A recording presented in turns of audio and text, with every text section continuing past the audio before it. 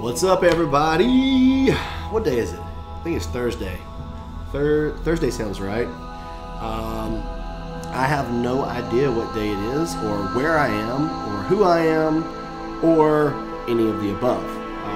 Mainly because I am currently in the middle of running a Kickstarter. And when you're running a Kickstarter, life slows to a crawl, or it speeds up. I'm not really sure. Either way,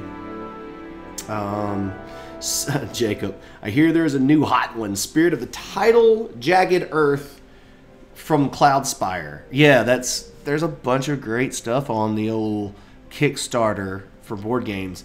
To the point, you know, I understand it's hard. You know, you got a budget. You can't buy everything. So anyway, we're gonna dive into a few. This one's gonna be quicker than normal today because I'm super swamped, and I fly out for Essen on Monday.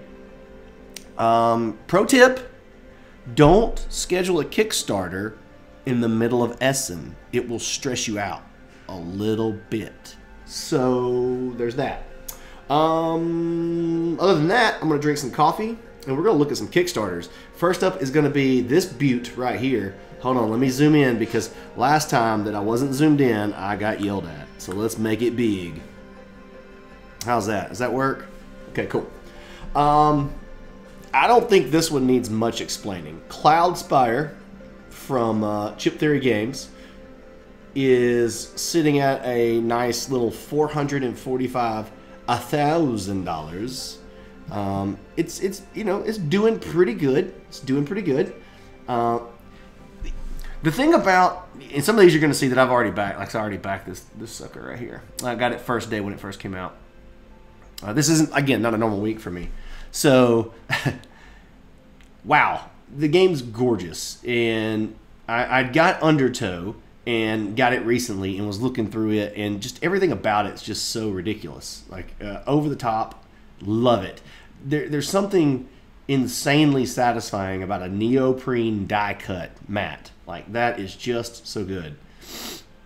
Sorry, I'm going to be sniffing. I'm also recovering from a terrible cold, which happened on my launch day. So I suffered through like a million sneezing fits and 1,000 nose blowing situations. So, I mean, look at that. Oh my God, so good.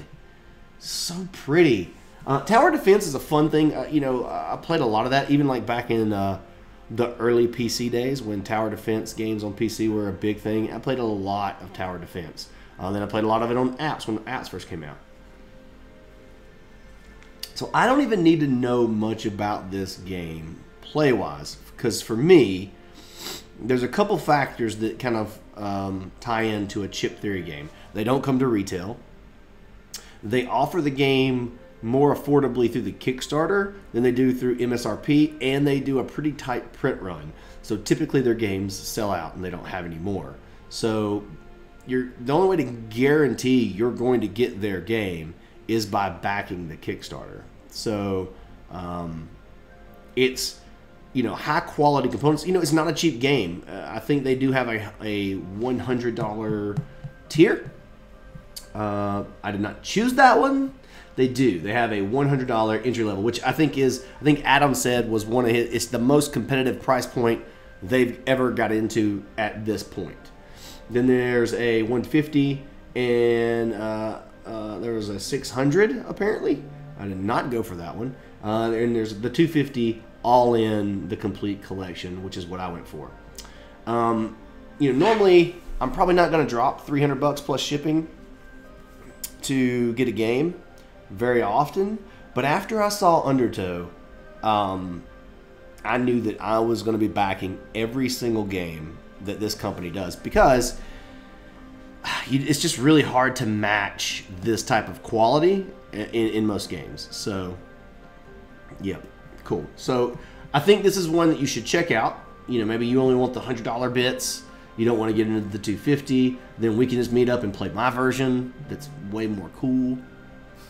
I don't know.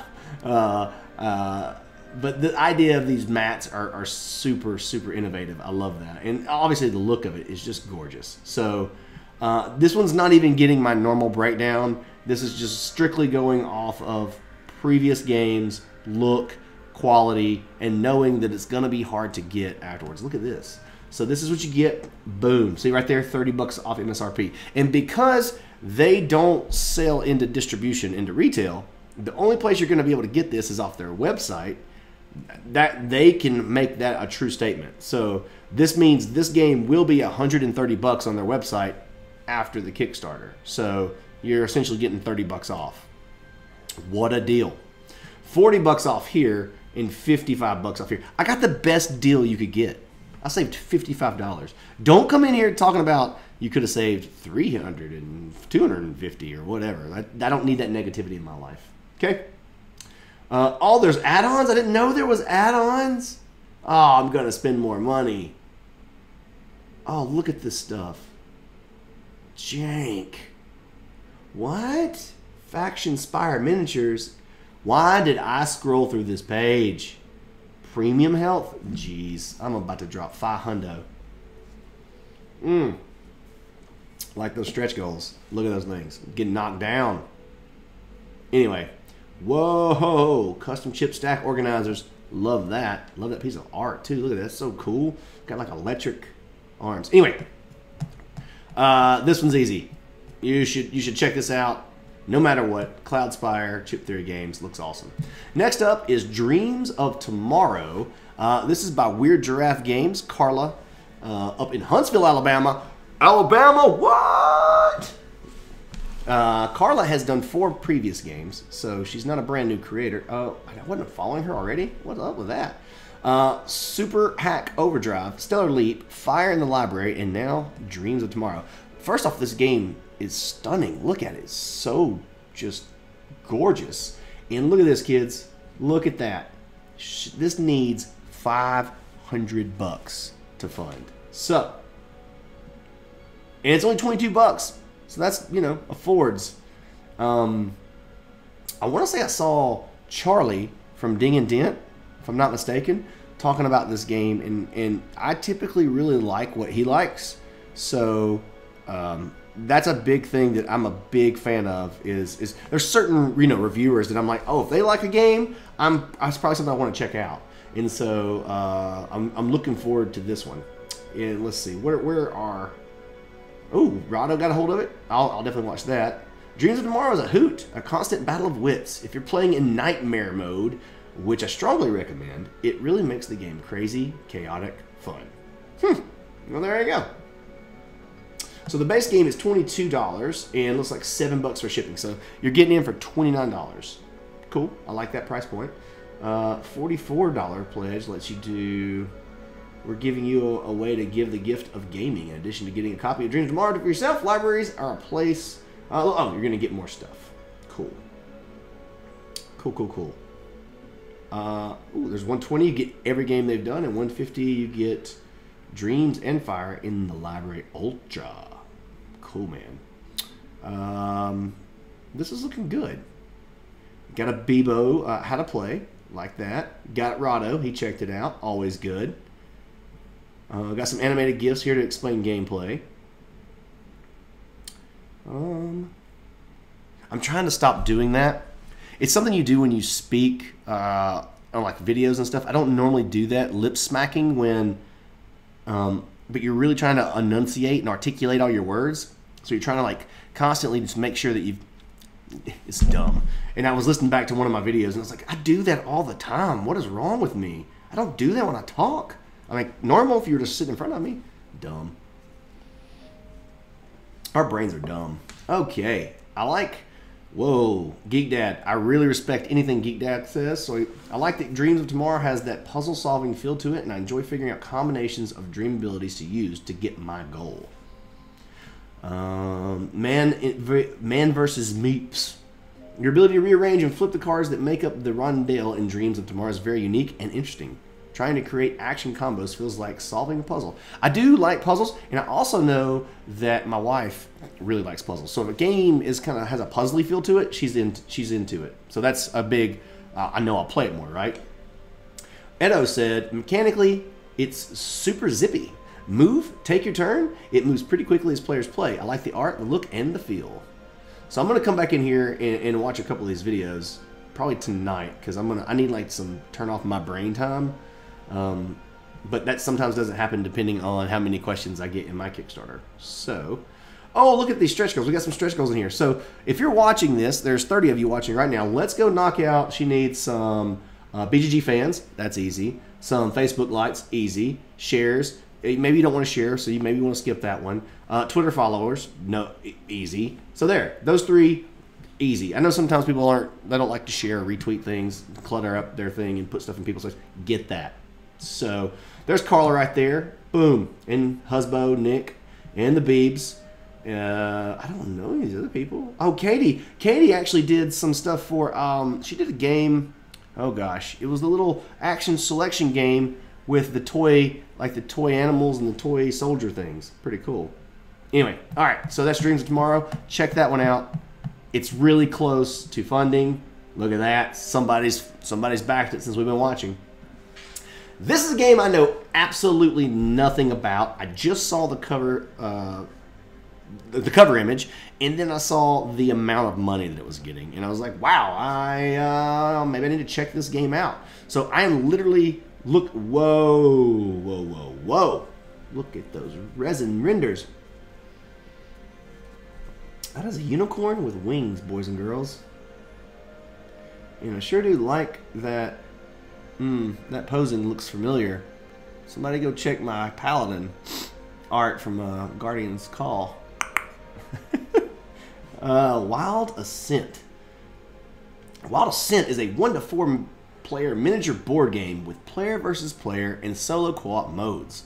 Battle your opponents in the gladiatorial arenas of the Silver Strim in Wild Ascent skirmish style arena mode. So, arena skirmish. The game looks great. I can give them that. These sculpts are really detailed. They look really fantastic. Wow, that's exciting. As the art looks good, like overall, it's a good looking situation. I do like minis. I don't know if I play a lot of skirmish games normally, because a lot of the game groups, people that I normally used to play with and now trying to play with, God, that's a lot of minis. That thing is huge. How big is that? The Twin Dragon? It looks like a tree, though. Oh my God. These are some gorgeous, gorgeous sculpts. Huh. Let's see here. Big, lots of stretch goals. Cool. Lots of great looking art. I mean, if you like high fantasy, this is some great looking art. Looks like they've unlocked all the things. Hips based material that retains an amazing amount of detail. So Hips is going to be that harder plastic that's going to retain, like they said, a lot of detail. Hips is like some of the stuff that CMON uses when they do their weapons, so the weapons don't get all bendy now. It does cost more to make them like that way because they're harder to pop out of the molds. Because when they're flexible, the mold, you know, you get the mold pop and it can be pushed out. But if you get a little give, yeah. But these, if they're going to be, if that Hips, like if it doesn't have much flex, they have to design the molds differently. So, wow, that thing is huge. 90 mil. Looks like the normal stuff is a little over 30 to 35, somewhere 40. Oh, wow. I am going to have to back this game. I'm a sucker for minis. I know some of you people are rolling your eyes. Like, oh, God, this guy. But yeah, I do really like minis. And this world looks like it's going to suck you right in. So I like that. Holy crap, there's a lot on this page. Woo. Now, the other question, when it comes to minis, it looks like they've done their homework. It looks like we've got some stuff that's been done. I want to see. I didn't look up at the top. Looks like the shipping numbers are right in line with where they should be. Like us on the places, fulfillment plan, development, manufacturing, mass production starts and ends here. What else have they done? Is this their first campaign? That would be. Oh, sorry. Oh, 2 created, so let's take a look at that. They also did something that did not, it was canceled. So it was an esports, an adventure in esports. I think I remember seeing this. That was earlier this year. Okay, well. So this is their first game, which, you know, I think it's got to give you a little bit of caution, especially with it being a big production like this. So what are our prices? Gladiator Pledge is $99. Okay. Two. We've got two. That's it. Two pledges. So you got $99 and we've got $200. So Wild Ascent core game, Kickstarter backer only Feathered Serpent, and all unlock stretch goals. Sweet. And the champion pledge is the Shadow of the... Is it Silvstream? I want to say Silverstream, but that's not what it is. You get the Feathered Serpent and all unlocked. So it seemed like a lot of miniatures when I was scrolling through. So we'll have to... I'll go back in and check that out, but $200 really isn't that bad of a price for that much stuff if everything that I just saw was included in that. So I'm going to definitely back this for $1 and probably investigate this a little bit more. Obviously, I want to check into... Oh, gosh, I'm taking stuff over. I want to get into some of the gameplay and see, you know, what looks interesting there. Next up, Spirit Island, Jagged Earth. I have still not played Spirit Island. I've seen a lot of people talk about it. I've seen a lot of people excited about it. They're definitely wanting to get into it. Or they've just been like, oh, I need to follow Greater Than Games. They're like super excited about how good it is and the co-op and how deep and how difficult. I saw Daniel Zaya said it was too much of a brain burner for him. So I might actually be in that camp sometimes. If it's too hard, I get boop, you know, that sort of thing. I can kind of shut down. But as long as it keeps the game moving, totally fine. So I've seen a lot of chatter about this one, and I've seen a lot of people talking about how expensive it is. And because I don't have any prior knowledge from playing the previous game, the first edition, the normal game, I don't really know. I mean, all I've seen is these maps, or the tile pieces, and... Ooh, pleasure levels. Here we go. Look at that. So we can get this as the base, right? I guess that's just the expansion. It looks like we can get the... So to get the game and the expansion and everything else, you're looking at $175. Then there's apparently one more that's just $10 more. It comes with a broken token insert. Ah, okay. So you get... Okay, cool. See, this is the fun thing that's interesting. So, and creators have to really think about this in the fact that they could have just easily said add $10 and get yourself a broken token insert. This is where I wish Kickstarter would fix this for us and give us an easier way to give you guys add-ons. So we have to choose, do we want to make a whole nother pledge level just to have an add-on built in so it's easy for people to go, okay, that's what I want that has the package of stuff that I want. So it feels more like you're checking out all in one and you don't have to guess at what you need to add to your pledge, as opposed to having a more streamlined set of pledges and then just adding in the graphics that say add this amount of money for this other thing if you want it. Obviously, a lot of us handle... I'm still doing that stupid thing. Why am I doing that? It's one of those things that we can handle in the Pledge Manager, but Kickstarter, you have the capability to make this easy for us. Please, for the love of God, help us out. You could do this for us. I can get you in contact with some people that could just whip this up for you over the weekend. Like, done.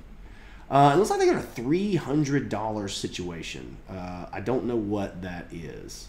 Jagged Earth, Spirit Promo Pack, Spirit Island, Branching Claw, Neoprene Mat, Premium Token Pack, Broken Token. So I would love to see, if you've played the game, oh hi Jim, is there a way... Do you feel like you're going to get $300 worth of playability out of this game? Typically, you know, a $300 game is going to have minis and a lot of other things. This is not a minis game. So it's cool to see. It's cool, and it's surprising to see a price point this high for a game that doesn't have miniatures. So now I'm curious, like what's in there? Am I going to, you know, how much playability can I get out of it? I think that's obviously going to be very important when you're considering a $300 purchase. So I'm looking in the comments to see. True, Daniel. Daniel's making jokes about Kickstarter. This one's I'm going to investigate because I've heard so much, but it's also I need to reach out to the people that I'm currently playing games with here in LA, down at Blizzard, and see if they've already got the game that I can test, and or are they going to be interested if one of us has this game? Because I would hate to buy it and spend this money on it and it just sit on the shelf. But Daniel's saying I can solo this, so there's that. If it's a really cool situation, doesn't deliver till 2020. Well, I mean, it looks like there's a lot of stuff, but yeah, that is May of 2020 is a long way away. That's something to definitely consider. So it's obviously doing quite well with 4,500 backers. So there you go. Let's move it on. I saw this one earlier, and it's one I don't know anything about. Cthulhu, the Horror in Dunwich. But I saw the magic words, deck building. So this is what happens when I see deck building. It's a $50 game. And I'm not going to lie, Cthulhu is sort of played out for me in general. I don't automatically write things off just because of it. But it does make me just kind of raise my eyebrow and go, okay, what have you done differently here? I will say that the art on this is obviously unique. Looks pretty cool. And I see a T-Rex. Is that a T-Rex? That looks like a T-Rex. Right there. The game's not cheap. There's an all-in for $115, which looks like there's 50, there's 189 backers there. It looks like there's a lot of backers at this all-in. You get the game, you get remastered. Oh, this must be an expansion.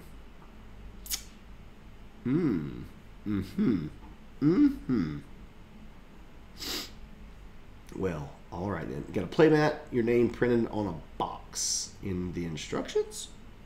Oh, or in instructions. It helps, to read all the words. I do love deck building. I just do. I don't need an avatar though. See, look at that, $30 for a book. That's good. I like art. Here's a cool way. Look at this. We were just talking about this. So now they're put a graphic together to really just show you how to change your pledge. Like, let me walk you through that. They'll still get questions about it. And they say, go check out that graph, and people will be like, I didn't see it. I answer questions every day about something that's clearly on the page. You're like, dang it. It wouldn't be bad, but it happens a lot. I'm still doing that. Maybe I can't stop doing that. Stupid. This art looks crazy cool. Does anybody know anything about this game and the gameplay about it? The rulebook for the first game, this is Steven. Steven says, the rulebook for the first game was so bad, which makes me super nervous for this.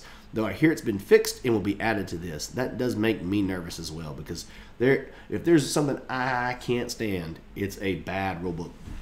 I'll get frustrated to the point that I'll just throw everything back in the box and just say, screw it. I'll move, because it's just frustrating when you can't figure out a game. T-Rex and Cthulhu, what could be better? And deck building, says Jesse. I mean, I guess I didn't know those two things mixed, but sure. We have a T-Rex. That's Nick. I see what you did there. Let's see here. There's a lot happening here. So, anyway, I'm gonna check this one out. It looks interesting. I do like deck building. Deck building is a thing that I like. Joey Mule says, I highly recommend it. Super fun, super difficult, cooperative deck building game. This checks all the boxes for me. Mark Burke. There you go. All right, one that I want. I've covered this one already, but I can't not bring it back up again. Again, because it is so close to funding. We're looking at 2G for Wardens.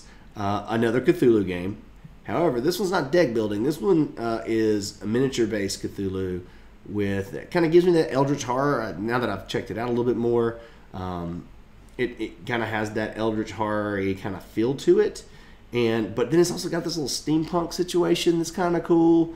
So I just wanted to just quickly, you guys should check this one out for yourself, but I'm in for this brass-plated metal Cthulhu situation. I'll use it as a prop in something else. It'll be like my ultimate epic thing. That, anyway, check it out. $2,000. They're $2,000 away from funding, so that's cool. And last, what is this little thing? Oh, that's my game. You guys already have probably heard about this game so much that you want to vomit, but I did want to mention it really quick. Super proud of almost hitting 3,500 backers. A couple of things that people keep talking about is how beautiful the game is, but we're doing something a little bit different with the narrative based, and so we're diving into each of our updates. If you come over here, I can't let y'all into that, unfortunately. Where do I have it? Yeah, there it is. So if you look, each of our updates, we are releasing. Okay, yeah. A lot of narrative. So the narrative of the game and the world building it's very important to us. And people are saying, well, this is starting to feel like an RPG, not just a worker placement game. And I don't think those things have to be exclusively, mutually exclusive. There we go, mutually exclusive. So yeah, we just really like telling the stories that are in our heads that tie into the things that we're doing. So like in particular, so one of the things that Tom said in his interview with me after we played on the Dice Tower was that he wanted the game to be more difficult. He felt like as he ramped up his abilities, the challenges stayed the same in difficulty, and he wanted something more difficult. Luckily, we already had a lot of that planned out. I just kept my mouth shut. But like, so this particular set of challenge cards allows you to actually add this on top of a challenge that you're already trying to commit. Now, you don't have to. You can do it on its own. But as you'll see, it doesn't have any victory points. It only moves your trait wheels and gives you a fighting style, so when you fight the monsters.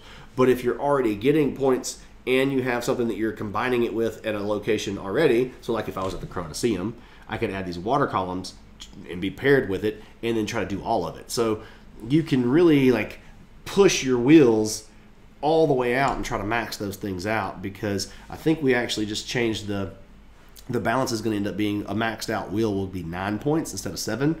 So you could get, if you wanted to, it's going to help you divert into like, I'm going to really concentrate on gathering these kind of things to add on top of the challenges that I'm going to do, and I'm going to really push my wheels and see if I can score a boatload of points that way.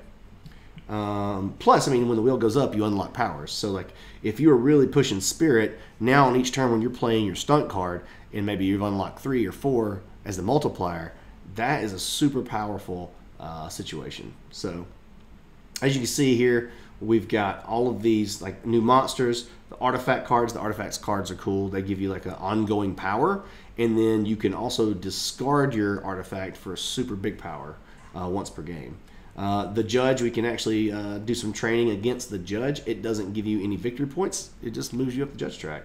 So it's a lot of these cards are going to give you ways to really specialize in the way that you want your strategy to go, because that was one of the things that we knew that the base game that we showed and sent out to reviewers was, it was essentially the base game. So these cards that we're going to be adding in through our narrative reveal system and how we unlock these are really going to add tons of paths to victory and replayability. Even though I think there was already a lot there, I think this is going to give you that, like, really excited. Whoa, I updated this. Oh my god, I hate you, face. Oh, this is from the update. I thought I was on the campaign page. I'm like, I've already updated this graphic. The Kickstarter back end makes you throw something. Check out Babs's boat. That's Babs, as we've coined her, or Barb, but it's Babs. It's Babs Lamara. So be looking for that narrative soon. So those are the games this week that I've got. There's a ton of stuff on Kickstarter right now. It's a great feeling to have a campaign that is funded and doing well, and we've got a lot more stuff that we want to do in this game for us in particular. So I'm excited to see where we go, where we're able to go with this because of the volume. Because we had a few crazy ideas, and we're like, hey, if it does really well, we could do this potentially. That's the beauty of having Kickstarter volume on the front end. So you got Cloudspire, go check that out. Dreams of Tomorrow, go check that one out. Wild Ascent, I'm going to do some more research on that one myself.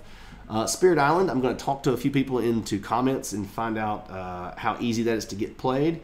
Cthulhu, the Horror in Dunwich, I'm going to probably dig into that one a little bit more. That comment about the first rulebook being terrible scares me. Wardens, y'all back that one up. It's close. And, of course, Tidal Blades. I think you can't go wrong with that one. So, anyway, that's it for this week. Hold on, let me do this because I want you to see my big, beautiful. I love this big, beautiful. Oh, it's so pretty. That's my favorite screen backdrop. Thank you guys for hanging out and watching me do this stupid thing where I talk about Kickstarters again. This is fun. I just like doing it. So I'm going to keep doing it. Once a week, we'll talk about Kickstarters and the games that I'm going to back. And I think a lot of people still don't believe that I've backed 672 games, but I have. And a lot of times I'll take those games that I get from creators who've done Kickstarters, and I'll give those away in promotions. And if you've been in the spotlight for more than 5 minutes, you know we do a lot of giveaways, and that's where a lot of those come from. I play them or give them away just because I want to help promote the other people that are, doing what we're doing. So anyway, love you guys. Thanks for watching. This is episode 3 of What is James Backing Now? And we'll see you next time. Later.